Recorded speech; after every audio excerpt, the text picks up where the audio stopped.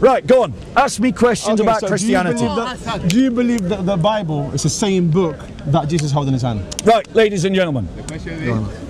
The question is a faulty question. No, it's not a faulty question. And let me educate Hassan. Faulty question. Right, why was it a faulty question? Why was it a faulty question?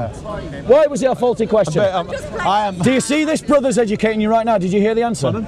Go on, say it again. There was no Bible in the time of Jesus. Thank you very much. Yeah, that's fine. Yeah. Right, so the question was faulty. Okay, then that's the because answer to the question. He asked me. That's the answer to the question. He asked me. The book is not the same book that Jesus held in his hand. No, that's not what he said. That's what he's saying. No, the question is wrong. The Bible didn't exist. The Bible is a collection of books that includes the New Testament. Okay. The New Testament was not there at the time of Jesus. Okay. If you had asked an intelligent question like, was the Old Testament the one that Jesus touched with his hand, I would say yes. So you all say the Old Testament? No, that's fine. Let's not debate, but let's get to the point. Thank you very much. Okay, so next question. Listen, no, you didn't answer my question. I really did. No, I said, is the Bible a same book, same gospel of Jesus that he had in his hand? Right. So the question again is faulty. Faulty, yeah. It's faulty. There was no the Bible contains the New Testament. I've just said that there was no New Testament at the time of Jesus. So the question is mistaken. Okay. The question should be phrased, another way. Is the Old Testament the same as the one that Jesus put his hand on? And the answer is yes. I am not talking about the Old Testament. So try again for the third time to ask an intelligent question. Okay. Do you believe that the book that you had in his hand is exactly what Jesus said, back in his time? Right. So, I'm going to answer the question more compassionately this time. Because what he's trying to say is, Jesus brought a book.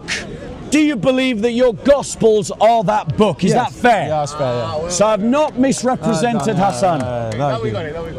But the question is faulty, ladies and gentlemen. There you go. The question is faulty because we Christians don't believe that Jesus brought a book. This is an Islamic belief and there's no evidence for it. The Muslims can't produce so much as a fragment of this Injil. They can't produce so much as a document testifying to its existence. Anyone arguing in favor of it or anyone arguing against it. So let me answer this question. Do I believe that the New Testament, the Gospels in particular, are true representations, true portraits of Jesus' life and message? And the answer is yes, I do. And how do you know? How do I know? How do you know if it's true what the Bible states, what the Bible claims? Right. Great question. We're learning. How do we know what the Bible is true? Let me use an example. The Bible makes claims about Jesus. That he was worshipped as the Messiah. That he was crucified. Was he worshipped? That he was the center of a new religion. This is what the New Testament teaches. And non-Christian sources, pagan sources, Jewish sources confirm essential elements of the Christian message. They confirm that Jesus died on a cross. They confirm that he was the center of the new religion. They confirm that he was called the Messiah. They confirm that he was the center of a new religion, that he was a wonder worker. Ladies and gentlemen, the New Testament testifies that the people that followed Jesus used to gather on a Sunday, and non-Christian sources confirm that the followers of Jesus would gather on a Sunday. Ladies and gentlemen, the New Testament talks about a famine happening in the province of Judea and Syria in the book of Acts. Okay, but that's fine. You're just talking. And Roman authorities how do you know? also confirm. Listen to the question. How do you know? How do you come to know that the New Testament is it's true what they're saying. Did you all hear my answer? Nah. In other words, what Hassan's looking for. Okay, the author of Shall I tell you what Hassan's looking for before he says it? No. Hassan wants to know the isnad. Do you know who they are? Right, there you go. Did you see? What do you mean? Do you see? You see?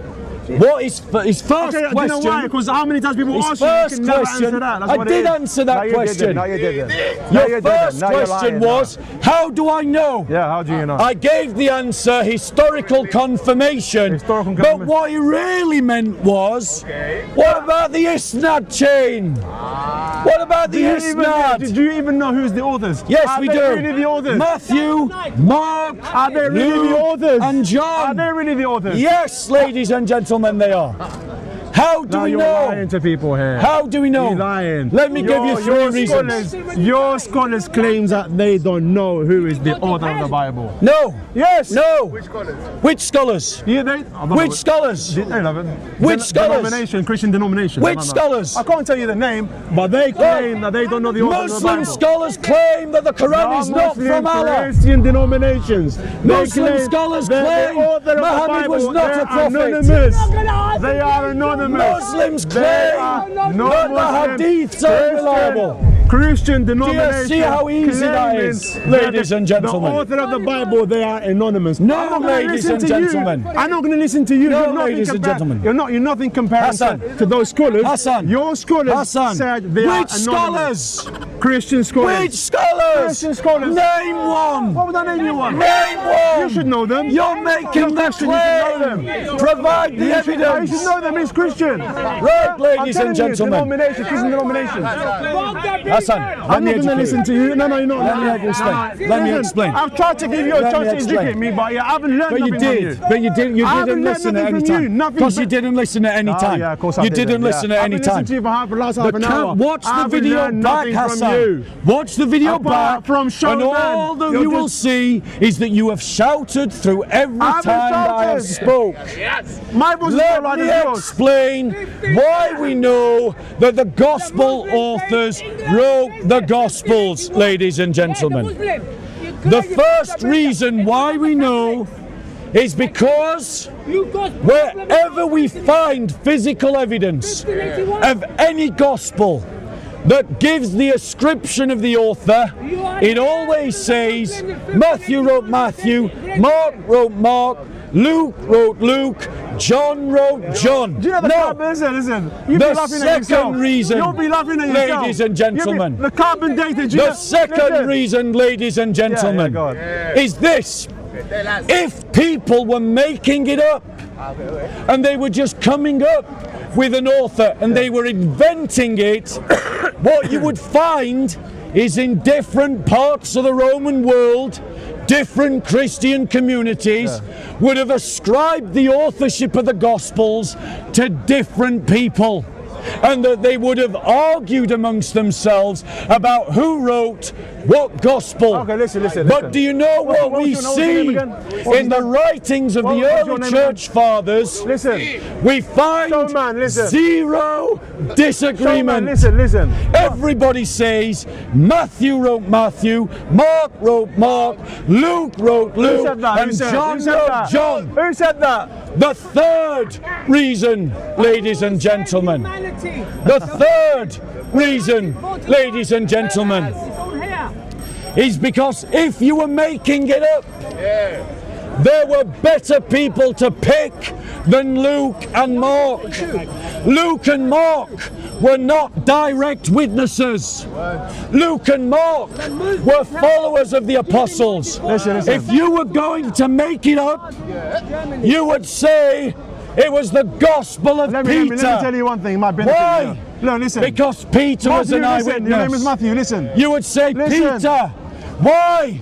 Because Matthew, Peter was listen. the most prominent Listen. Stop of the preaching. apostles. Stop preaching. Ladies Stop and preaching to gentlemen. people. Stop preaching. So listen. reply to the argument I've preaching to made. people, listen. Go on, reply. Listen. One verse in the Quran, it said, if it comes from other than God, surely you find lots of contradictions. And I've shown you lots of contradictions. Oh, in Quran? Yes. You must be crazy, my Yes, friend. I showed you one. You must be mad. I showed you There one. is no zero contradiction. I just gave you one. With a zero contradiction. Right.